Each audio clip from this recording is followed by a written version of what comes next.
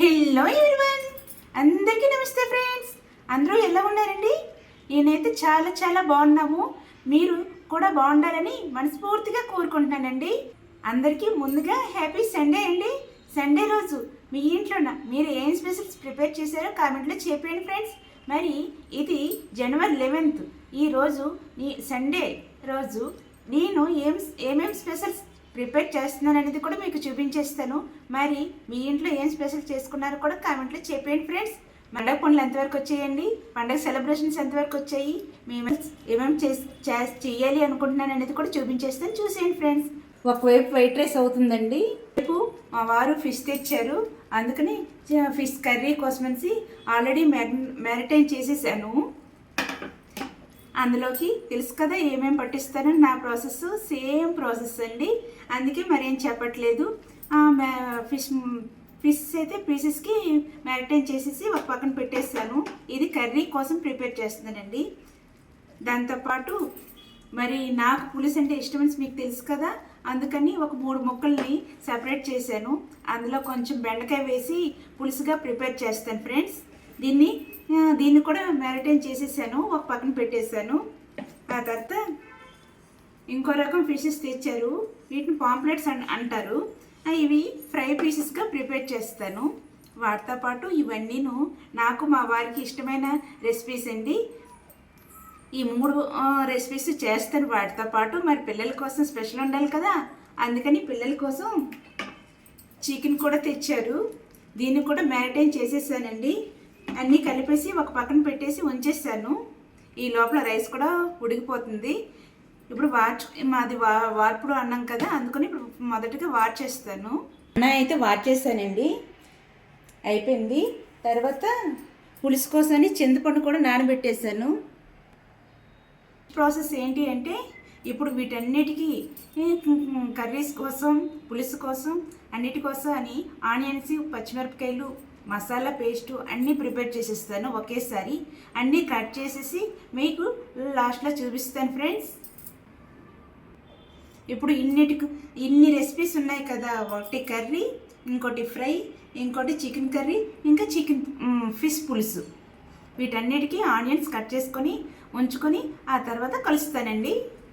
ఇన్ని రకాలు వండుతున్నప్పుడు ఆనియన్స్ అయితే మాత్రం చాలా ఎక్కువగా పడతాయి కదా, అందుకనేసి అన్నీ కట్ చేసాక మీకు వచ్చి చూపిస్తాను.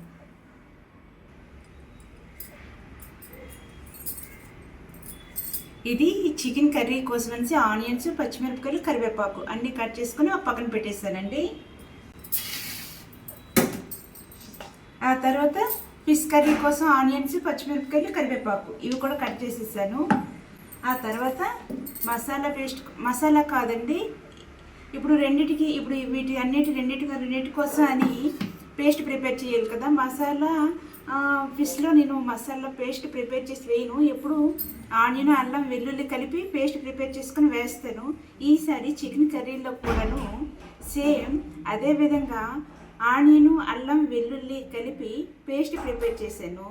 అందుకే ఈ రెండింటికి అయిపోతుంది కదా అని ఉద్దేశంతో రెండింటికి ఒకేలా పేస్ట్ ప్రిపేర్ చేసేసానండి. ఇప్పుడు ఒకవైపు 2 కళాయిలు పెట్టేశానండి, ఇటువైపు ఒకవైపు ఇంకోవైపు పెట్టేశాను. 2 కళాయిలను పెట్టేశాను. ఇటువైపు చికెన్ కర్రీ వండుతాను, అటువైపు ఫిష్ కర్రీ వండుతానండి. 2 ఒకన్నర్స్ ఉన్న స్టవ్ తీసుకోవడం ఇదొక బెనిఫిట్. కాకపోతే అన్నీ ఒకసారి కట్ చేసుకొని అన్నీ 4 వైపులా చూసుకోవాలి అంటే కొంచెం కష్టంగానే ఉంటుంది. కాకపోతే ఒకేసారి అయిపోతాయి కదండి. ఆ ఒక్క బెనిఫిట్తోనే 4 బర్నర్స్ ఉన్న స్టవ్ తీసుకున్నాను.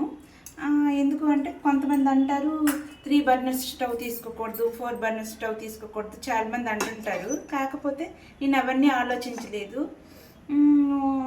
వింటర్లో అయితే హాట్ వాటర్ కూడా పెట్టుకోవాలి కదండి. హాట్ వాటర్ ఒక పక్క క్యారేజీలు ప్యాక్ చేసుకోవడాలు ఇవన్నీ ఉంటాయి కదా, అందుకని నేను వెంటనే ఇంకేం ఆలోచించకుండా లాస్ట్ ఇయర్ వింటర్ టైంలోనే తీసుకున్నాను అండి. ఇప్పుడు ఆయిల్ కూడా హీట్ ఎక్కిపోయింది కదా. ఇది చికెన్ కర్రీ కదండి, చికెన్ కర్రీ కోసం అనేసి ఇప్పుడు ఆనియన్స్ వేసుకుంటున్నాను.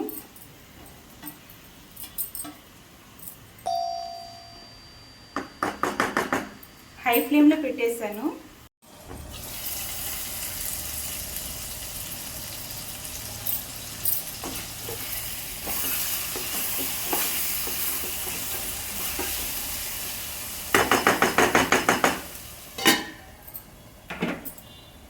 చికెన్ వేసేసానండి. చికెన్ అయితే ఇంకా ఉడకాలి, వాటరీగా రావాలి కదండి, లిక్విడ్గా. అంతవరకు చికెన్ని ఇలాగ మీడియం ఫ్లేమ్లో పెట్టుకుని ఉడికించుకుంటాను. దీన్ని ఇంకోవైపు షిఫ్ట్ చేసేస్తున్నాను.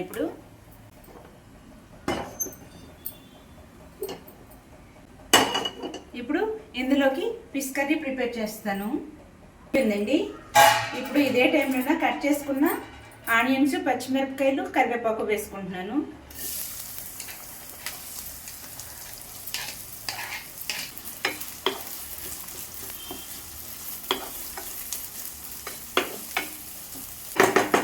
ఇవి మెత్తగా సాఫ్ట్గా ఉడికినంత వరకు ఉంచుకుంటాను. ఒకవైపు ముందు వైపు చికెన్ కర్రీ ఉడుకుతుందండి, ఇక్కడ ఫిష్ కర్రీ కోసం ప్రిపరేషన్ అవుతుంది. ఇటువైపు ఇంకో ప్యాన్ పెట్టాను. ఇటువైపు ఫిష్ని ఫ్రై చేసుకుని కర్రీలోకి ప్రిపేర్ చేసుకుంటున్నాను.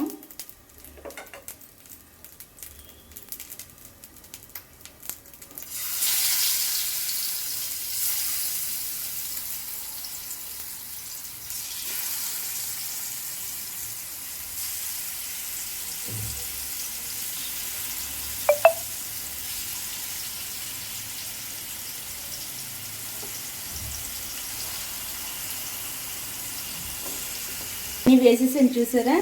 ఈ విధంగా అన్నీ వేసేసాను. ఇవి బాగా ఫ్రై అవ్వాలి, అంటే బాగా అంటే మరీ ఎక్కువగా అవసరం లేదండి, మీడియంగా ఫ్రై అయితే చాలు. ఎందుకు అంటే కర్రీలోనే ఇంకా ఉడుకుతుంది కదా, అందుకని కొంచెం ఫ్రై చేసుకొని ఇందులో వేసుకుంటాను. నేను ఎప్పుడూ ఫిష్ కర్రీలోకి ఇలా ఫ్రై చేసుకొని వేసుకోకపోతే పీసెస్ ఇరిగిపోయి ఇదైపోతాయి అనే ఉద్దేశం మీద నేను ఫ్రై చేసుకొని కొంచెం లైట్గా అయినా ఫ్రై చేస్తాను. ఇంతవరకు నేను ఎప్పుడైనా ఫ్రై చేయకుండా డైరెక్ట్గా అయితే వండలేదు. ఇప్పుడు చాలామంది వీడియోస్లోనే డైరెక్ట్గా వండేస్తున్నారు ఫ్రై చేయకుండా. కాకపోతే అవి ఎలా వస్తాయి నాకు తెలియదు, కానీ ఇవైతే మాత్రం నేను కొంచెంగా ఫ్రై చేస్తానండి. ఇవి ఫ్రై అవుతున్నాయి.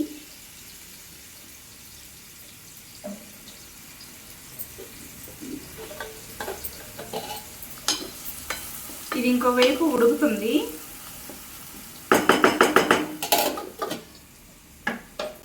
ఫ్రై అవుతున్నాయండి, బాగా మగ్గిపోయి కదా. ఇప్పుడు ఇందులోకి ఈ పేస్ట్ని వేసేసుకుంటాను.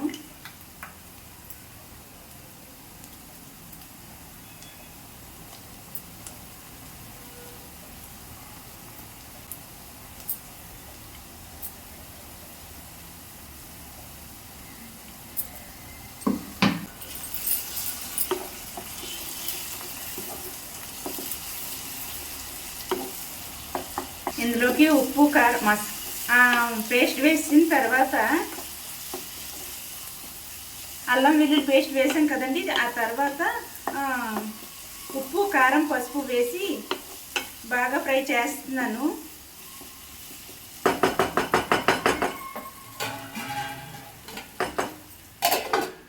ఇది ఒక్క నిమిషం పాటు కొంచెం ఉడకాలి, ఉడికినంత వరకు ఉంచుతానండి. ఇంకోవైపు ఫిష్ పీసెస్ ఫ్రై అయిపోతున్నాయి. రెండో వైపుకి టర్న్ తిప్పుతున్నాను.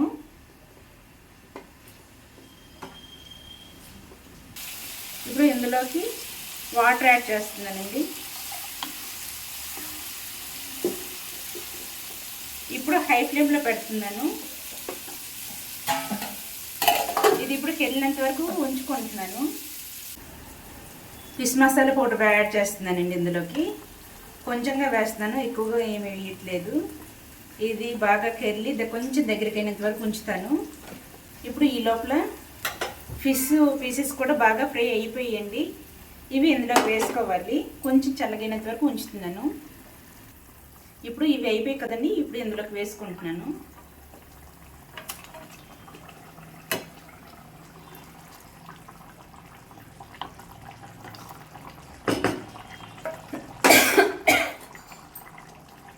ఇప్పుడు హై ఫ్లేమ్లో ఉంది కదా, దీన్ని మళ్ళీ మీడియం ఫ్లేమ్లోకి షిఫ్ట్ చేసేసాను.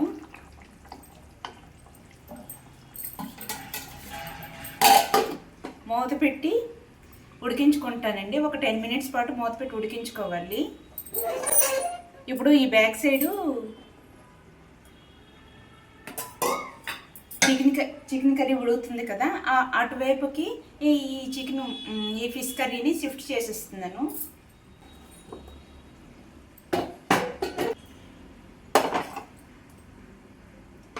రెండు వైపులు ఒకటి చికెన్ కర్రీ ఉడుకుతుందండి. ఈ విధంగా దగ్గరగా అయ్యింది, ఇంకా ఉడకాలి. తర్వాత ఇంకోవైపు ఫిష్ కర్రీ అవుతుంది. ఫిష్ కర్రీ కూడా అవుతుంది.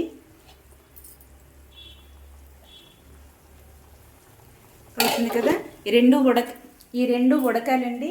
ఈ లోపల ఇంకోవైపు ప్యాన్స్ తెచ్చారు కదండి, ఈ పాంప్లెట్స్ని మొదటిగా ఫ్రై చేసేసుకుంటారండి.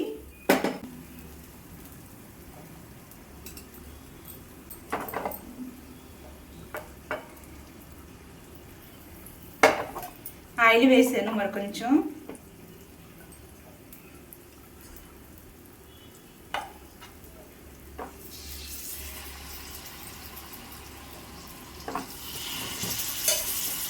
చాలాసేపు మ్యారిటైన్ అయితే మాత్రం అయ్యాయి. మరి ఏ విధంగా వస్తుంది అనేది చెప్తాను. ఫ్రై అవుతుంది కదా, చికెన్ కర్రీలోకి కొంచెం వాటర్ యాడ్ చేశానండి. ఇదిగోండి, ఈ విధంగా వాటర్ యాడ్ చేశాను. ఇప్పుడు ఇందులో కొంచెం చికెన్ మసాలా పౌడర్ కూడా యాడ్ చేయాలి. కొంచెంగా చికెన్ మసాలా పౌడర్ యాడ్ చేస్తున్నానండి.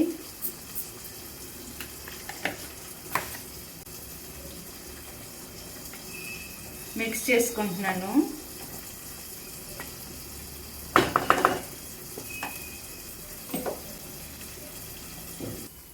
మూత పెట్టేసి ఉడికించుకుంటున్నానండి. మీడియం ఫ్లేమ్లోనే పెట్టాను. ఒకవైపు చికెన్ కర్రీ అవుతుంది, ఇంకోవైపు ఫిష్ కర్రీ అవుతుంది, ఇంకోవైపు ఫిష్ కర్రీ అవుతుంది కదా, దాంతోపాటు ఫిష్ ఫ్రై కూడా అవుతుందండి. ఈ మూడు అయినంత వరకు వెయిట్ చేస్తాను. చికెన్ కర్రీలోకి ఆనియన్స్ని ఇలా విప్పుకొని వేసుకుంటే చాలా టేస్టీగా ఉంటుంది కదండి. అందుకని రెస్టారెంట్లోనే ఈ విధంగానే ఉంటాయి కదా, ఈ విధంగా వేసుకుంటున్నాను. నేను ఒక ఆనియన్ అయితే ఇలా విప్పుకొని వేసుకుంటున్నానండి. మీరు కూడా ఎప్పుడైనా ట్రై చేయండి, చాలా బాగా ఉంటుంది. మూత పెట్టేసాను. మూత పెట్టేసి ఉడుకుతుంది. ఫిష్ కొంచెంగా ఫ్రై అయ్యింది కదండి. ఇప్పుడు రెండో వైపుకి తిప్పుతున్నాను.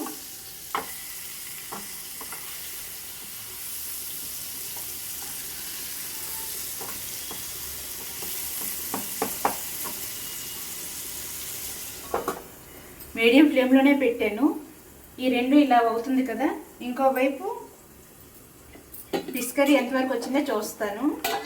ఇంకా దగ్గరికి అవ్వాలి.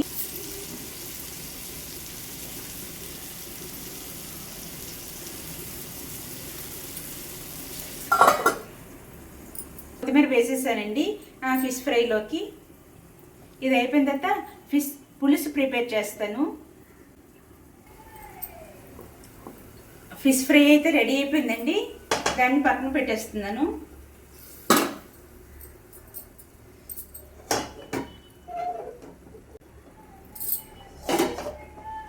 ఫిష్ పులుసు కోసం అని కళాయి పెట్టుకుంటున్నాను.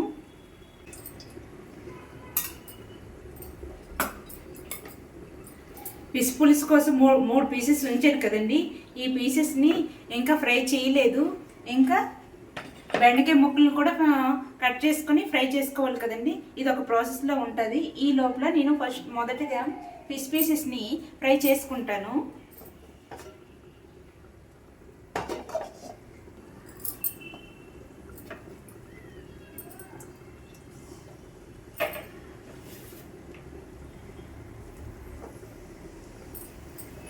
అయినంత వరకు ఉంచుతానండి. ఇది మీడియం ఫ్లేమ్లోనే పెట్టాను.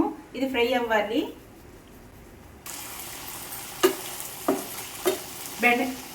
ఫిషెస్ని ఫ్రై అయిన తర్వాత తీసేసానండి. ఆ తర్వాత బెండకాయ ముక్కలను కూడా ఫ్రై చేసుకోవాలి.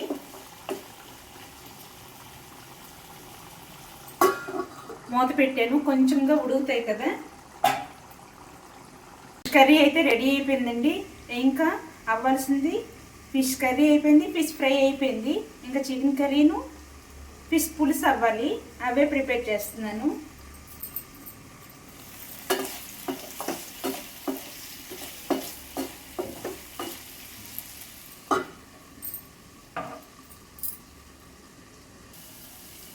బెండకాయ ముక్కల్లోకి ఉప్పు కారం వేసానండి. కొంచెం ఉడకాలి కదా, మూత పెట్టాను. ఒక 3 మినిట్స్ పాటు ఉడికించుకుంటాను. ఆనియన్స్, పచ్చిమిరపకాయ తర్వాత బాగా మగ్గేయండి. తర్వాత మగ్గిన తర్వాత అల్లం వెల్లుల్లి పేస్ట్ కూడా వేసాను. అది కూడా బాగా ఫ్రై అయ్యింది. ఈ లోపల టమాటా ప్యూరీ ప్రిపేర్ చేశాను. పెద్ద టమాటా తీసుకుని ప్యూరీ చేశానండి. ఇది కొంచెంగా ఫ్రై అవ్వాలి, పచ్చివాసన పోయినంత వరకు బాగా ఫ్రై చేసుకుంటాను. ఈ లోపల చికెన్ కర్రీ కూడా ఉడికిపోయింది.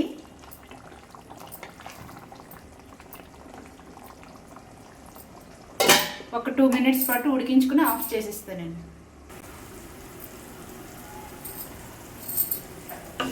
ఇందులోకి ఉప్పు కారం వేసాను.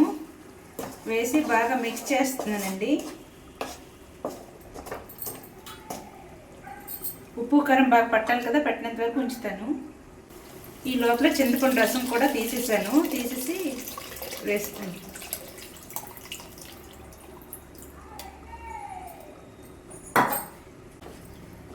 ఇది బాగా మిక్స్ చేసుకుంటున్నానండి. మిక్స్ చేసుకొని హై ఫ్లేమ్లో పెట్టాను. ఇది వెళ్ళినంత వరకు ఉంచుకుంటాను.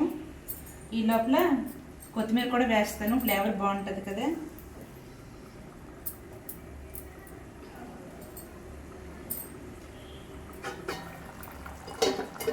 బాగా కెరిలేంత వరకు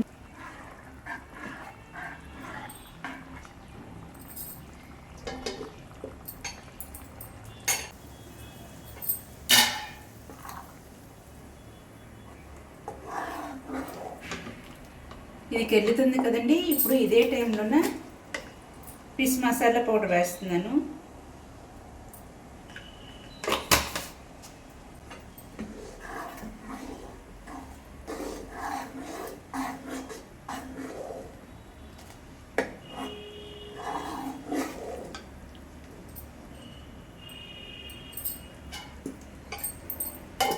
వేసి మూత పెట్టాను. ఒక 1 మినిట్ పాటు బాగా కెర్లి బాగా దగ్గరికి అయినంత వరకు ఉంచుకుంటాను.